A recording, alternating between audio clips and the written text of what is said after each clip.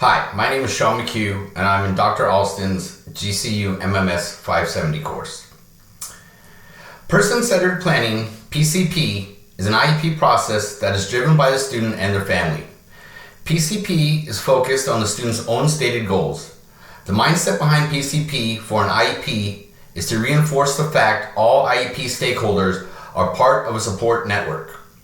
PCPs are meant for students to take advantage of their built-in support network of IEP stakeholders to assist the student achieve their own goals.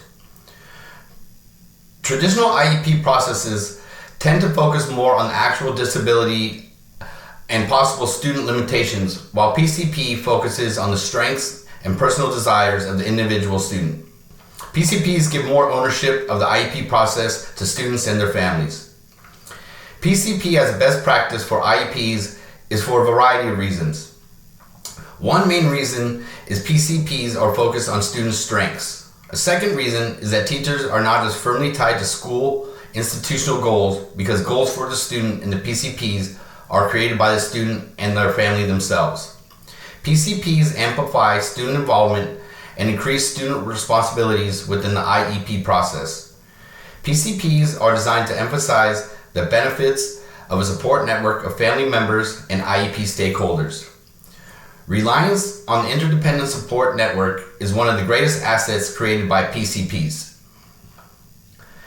PCPs foster a supportive environment by calling for IEP stakeholders to create an independent support network which focuses on the strengths of individual students.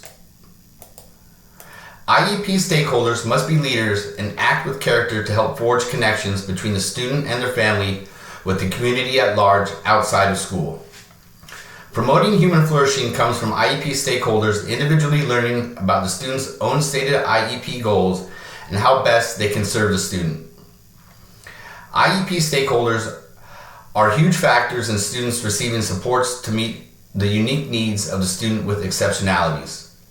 Establishing meaningful and effective connections both in the classroom and in the community for the student are two ways effective IEP stakeholders serve and lead the community through PCPs. PCPs help support student-driven transition planning because it focuses on more than just academics. Transition planning is typically for students who are in high school and need to think about life after high school. PCPs also stress the importance of employment and independent living skills. Non-academic aspects that should be taken into consideration with respect to PCPs and student-driven planning include leisure pursuits, community involvement, physical and emotional health, personal responsibility, and relationships.